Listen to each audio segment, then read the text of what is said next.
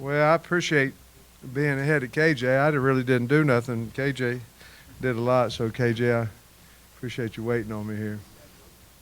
Um, Penn State, I do want to say this about Penn State. They had six guys that went uh, early to the NFL, and they played. We had two, um, and I think that's pretty cool. I think that's really neat that um, Penn State wanted to play as bad as University of Arkansas did. And I think that's really cool, and I think James Franklin is a wonderful person, and obviously the guys that played was their opportunity. It's like the guys who replaced our guys who elected to go to the NFL. But the Outback Bowl was tremendous this week. It was just outstanding.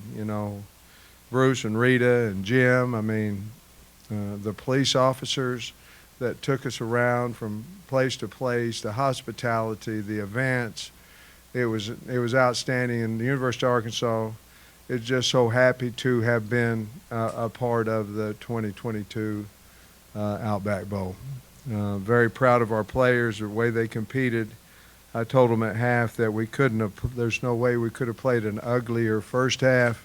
So look on the bright side. It's got to get better. I did talk to them about Rice. We were down 10-7 at Rice the first game of the year, just like we were here at half. And we came back to win that game by 21.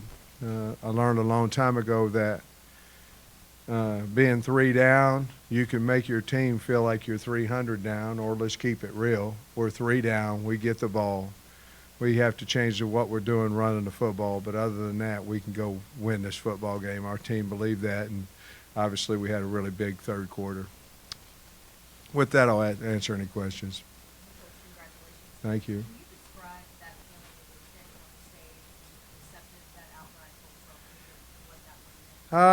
It's hard, It's hard to, like I said a long time ago, I used to be one of the people in the stands, and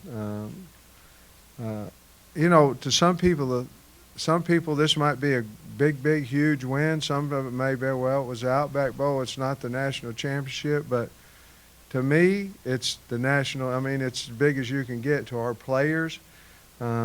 We've come a long way, and we are really pleased of how the Arkansas people followed us here, the folks, and I know they spent their hard-earned money to get out here, and we're so appreciative of that. But what I'm going to say, that feeling of tomorrow morning, and you're University of Arkansas, and you're in our state, Arkansas, and you're proud of the Razorbacks. That's what I felt whenever they were giving KJ his trophy and the team ours.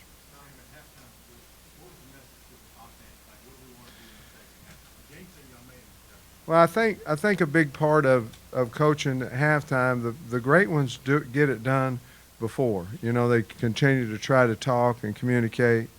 At half, the bottom line is if our back was over here, they was blitzing over there. And so the adjustment that we wanted to make was either run gap schemes back over this way, lead the tight end front side, or run some type of inside zone where we're not crossing the quarterback. Well, what happened once we did that, then they gave us the read, and that's when KJ started taking off. The read was there. So we had two options off of those 3 plays with the read, which the read became very, very big for us. So we had to make adjustments. I thought our kids, we didn't play quite as hard, strained quite as hard in the first half as we did in the second. And but that's not their fault. That's us. I should have had them ready a little bit better, but that's basically what we told them. And I just told them that we get the ball, we're down 3. It's not that big. It's not the big deal to score, but how we've been playing, we can dictate that. And told the defense to swarm the football because we had missed some tackles. In the second quarter, it seemed like we couldn't get close to them, even though I thought the defense played really well. So we needed to swarm the ball better, and we did.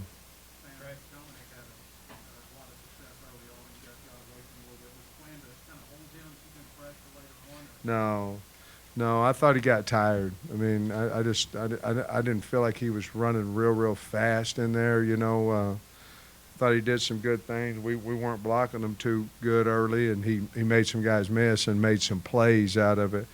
But no, we played him about what I thought we should today. Now, I didn't think he was as fast today as what he normally is, but I may be wrong. I'll have to watch the tape on that.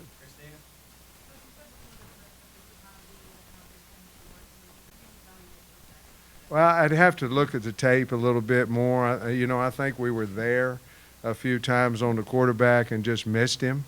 He's a competitive son of a gun, their quarterback, and I think we were there and just missed him. But I'd have to wait a little bit. I really didn't notice anybody just particularly standing out.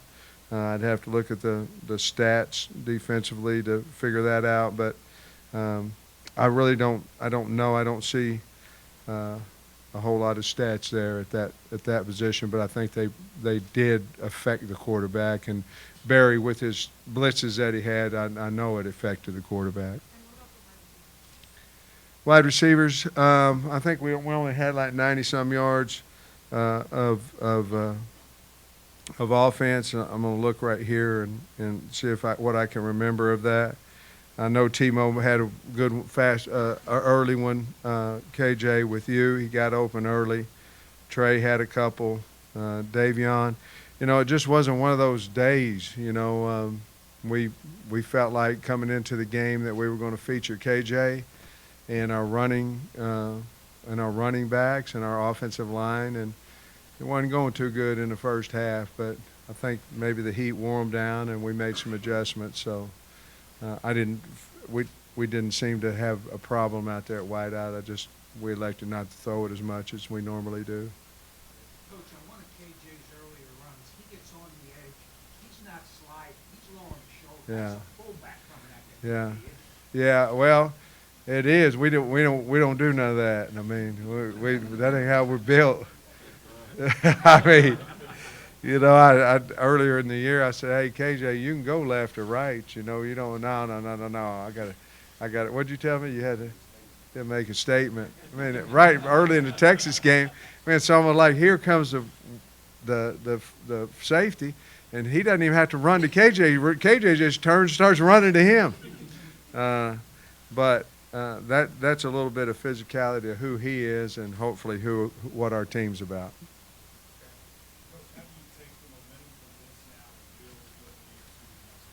Well, I think it's got to be easier. I think the recruiting has to become a little bit easier. I think we don't have a discipline problem on our team or anything of that nature, so they're going to do what we ask. I just think, I don't know, KJ can answer that better than me, but I think it'll make our kids a little bit hungrier, understanding that, we can be a, top 25 team somewhere in there, and certainly we want to get higher than that and start into the top 15, top 10 in the country.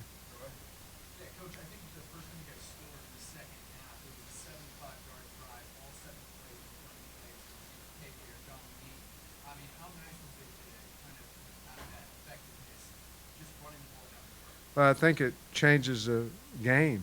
We go in at halftime where we don't know if we can run it. Really the only success we really had was the one drive that we ran it pretty good and got through the ball to Timo, but we just weren't. We were off, and you have to give Penn State credit for that, but we were off, and I thought we were sluggish in those things, and then to come out and get the kickoff and go bam, bam, bam, bam, and do it what I call Arkansas style. That was pretty fun.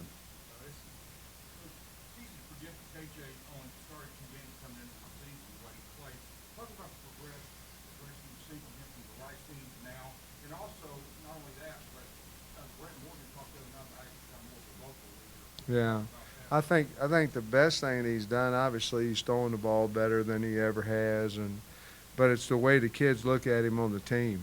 I think, you can tell a leader by the way somebody looks at you a lot, and the kids look to him because they wouldn't if he wasn't tough. They wouldn't if he made a lot of excuses. They wouldn't if he's late to practice. They wouldn't. but he's none of those things. He's tough. He doesn't make excuses. He takes ownership of what he does, good and bad, and he can throw the football. And his delivery has really improved this year. And we always knew he could run. I'll be honest with you, I didn't know he could run as well as he can until the Rice game, and when he ran an option and did his little deal and then went down the sideline. So he's just really grown, but he's a better person than he is a football player. I mean, he's a great kid, and that's where your leadership usually comes from.